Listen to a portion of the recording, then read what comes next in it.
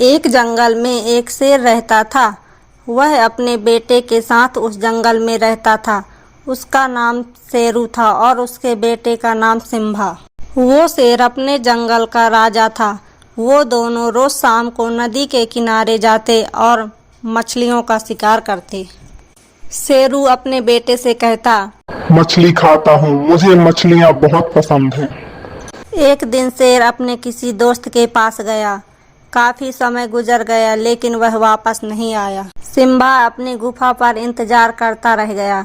काफी समय बीतता गया लेकिन वह वापस नहीं आया। सिम्बा इंतजार करते करते बहुत बड़ा हो गया और वह उस जंगल का राजा बन गया।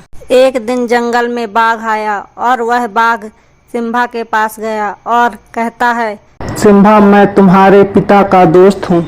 मैं पास वाले जंगल में रहता हूँ। मुझे शेरू के बारे में पता ही नहीं था।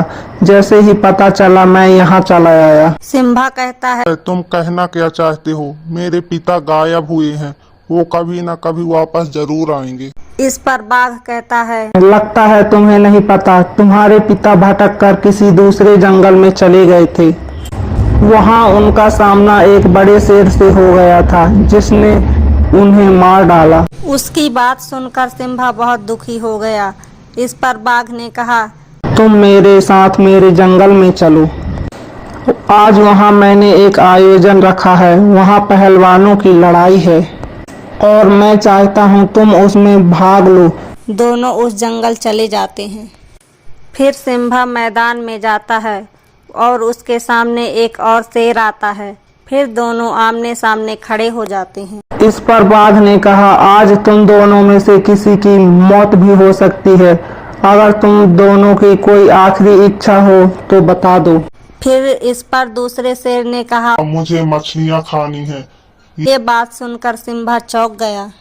उसे समझ में आ गया कि सिर्फ उसके पिता ही एक ऐसे शेर हैं जो सिर्फ मछलियाँ खाते हैं। फिर सिम्बा ने एक प्लान बनाया। उसने कहा, एक आखिरी इच्छा मेरी भी है। एक बार बाघ महाराज के पैर छूकर आशीर्वाद लेना चाहता हूँ।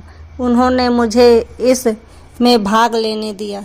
उसकी बात सुनकर बाघ तुरंत उसके पास आ गया। सिम्बा उसके पैर छूने गया और मौका देखकर उस पर हमला कर दिया और उसे मार डाला। उसके बाद दूसरे शेर ने कहा, ये तुमने क्या किया?